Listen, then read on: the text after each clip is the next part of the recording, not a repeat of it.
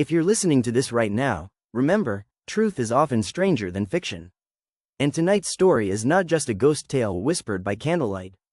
It's a documented case, a murder, a haunting, and a courtroom trial where the victim herself took the witness stand from beyond the grave.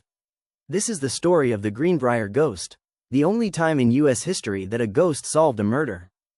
The year was 1897. Greenbrier County, West Virginia, a place of rolling hills, winding dirt roads, and tight-knit farming families. Life here was simple, isolated, and bound by tradition. The winters were long and unforgiving, the sort of place where secrets didn't stay buried for long, or so people thought. On a cold January day, a young woman named Zona Heaster was found dead. She was just 23 years old.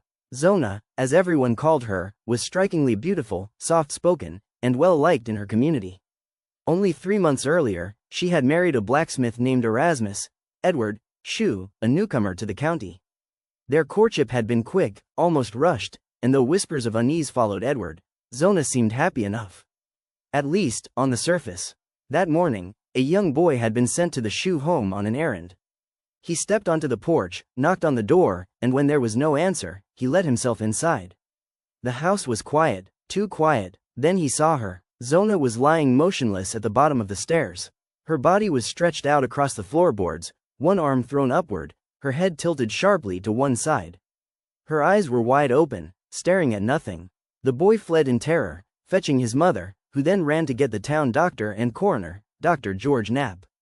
When Knapp arrived, Edward was already there, cradling Zona's body in his arms. He was sobbing, rocking back and forth, refusing to let anyone touch her. When Dr. Knapp attempted to examine the body, Edward protested.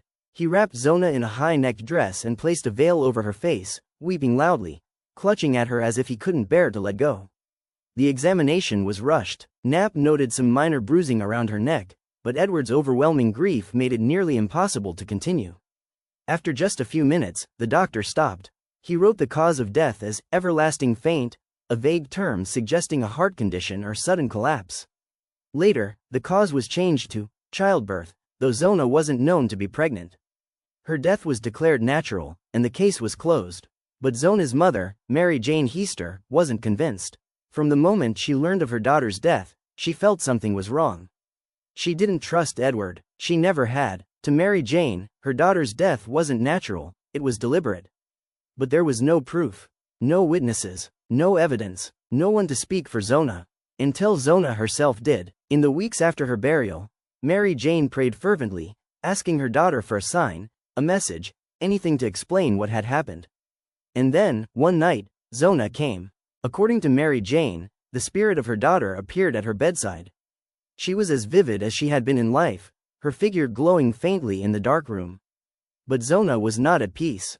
She told her mother that she had been murdered, that Edward Shue was abusive, violent, and possessive. She said he had attacked her in a rage after she told him she wanted to go home to her mother for a visit. He had strangled her, snapped her neck with his bare hands. To prove it, the ghost turned her head slowly, deliberately, until Mary Jane heard the bones crack. Her daughter's head rotated a full circle, showing the broken neck that had ended her life. The vision left Mary Jane shaken, but convinced. This was no dream, no fevered imagination. Her daughter had come to her from beyond the grave to tell the truth. And Mary Jane would not let it go. She went to the prosecutor and demanded her daughter's body be exhumed. At first, the authorities hesitated, but Mary Jane's conviction was unshakable. She told them details only the killer could know, details she said Zona had given her directly. Finally, the prosecutor agreed. Zona's body would be examined again. The exhumation was done in secret, to avoid drawing a crowd. On a cold, damp February day, Zona's coffin was lifted from the frozen ground. Her body was taken to a schoolhouse nearby, where Dr. Knapp and 2 other physicians began their autopsy. This time, Edward wasn't allowed to interfere. As they carefully examined Zona's remains, the truth emerged. Her neck was broken, the first and second vertebrae shattered, the ligaments torn, the windpipe crushed. The bruising on her throat, once dismissed, now told a different story. Zona Heaster Shue had been strangled to death. Edward was arrested immediately. His reaction was strange. He protested at first, but soon became oddly calm, even cocky. He seemed to believe he could talk his way out of it, as he always had before. But there was more. During the investigation, Edward's past came to light. He had been married twice before. His first wife had accused him of abuse. His second wife had died mysteriously. Now his third wife was dead too. The trial began in June of 1897, and the small town buzzed with fascination. It was one thing to accuse a man of murder. It was another to claim the case had been solved by a ghost. Mary Jane Heaster was called to the stand. The defense tried to paint her as delusional, a grieving mother blinded by superstition. But Mary Jane didn't falter. She described in detail how her daughter had appeared to her, night after night, explaining exactly how Edward had killed her. She told the jury about the broken neck, the rage, the violence. And when she finished, the courtroom was silent. The jurors were shaken. Whether or not they believed in ghosts, they couldn't ignore the medical evidence. Zona's broken neck matched her mother's testimony. The story aligned too perfectly. And Edward's reputation, his past marriages, his strange behavior, they all added weight. After just over an hour of deliberation, the jury returned. Edward Shue was found guilty of murder. He was sentenced to life in prison. He never confessed. He never admitted guilt, but he died behind bars 3 years later, despised and forgotten. As for Mary Jane, she remained steadfast in her belief until her death.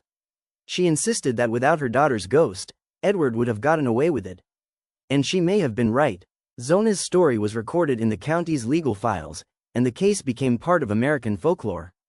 The only murder trial in U.S. history where the testimony of a ghost was not just heard, but believed.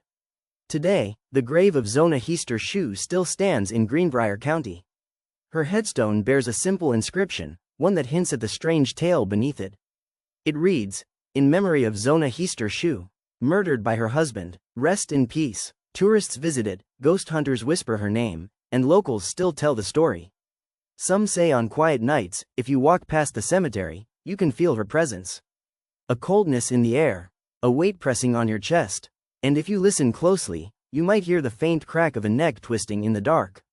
The Greenbrier Ghost remains one of the strangest, most chilling intersections of true crime and the supernatural. A case where death did not silence the victim, where justice came not from the living, but from the grave. And maybe tonight, as you lie in bed, you should ask yourself, what if the dead can still speak? What if they are speaking right now, waiting for someone to listen? So, tell me, do you believe Mary Jane Heaster? Or was it all grief and coincidence? Because one thing is certain, the jury believed her, and a ghost put a murderer behind bars. Sleep well.